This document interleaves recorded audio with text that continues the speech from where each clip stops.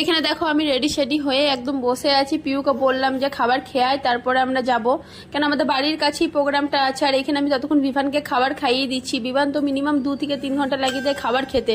তোকে খাইয়ে দাইয়ে এরপর আমরা বেরিয়ে পড়বো।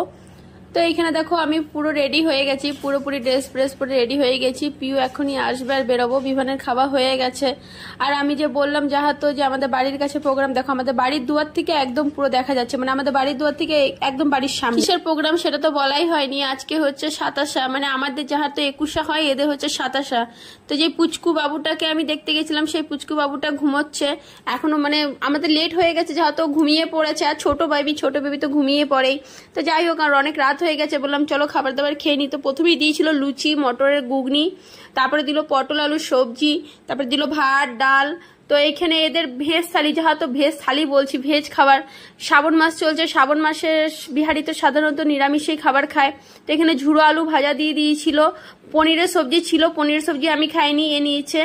তো যাই হোক, এই খাওয়া দাওয়া ছিল। এরপর খাওয়া দাওয়া শেষ হবে। এখানে মিষ্টি ছিল, চাটনি, পাপড়, বোঁদে, এই ছিল আজকের খাবার। তো খাওয়া দাওয়া শেষ করে এরপর যাওয়ার সময় দেখবো বাবুটা কি উঠেছে কি ওঠেনি, একবার দেখে পরে এরপর চলে যাব।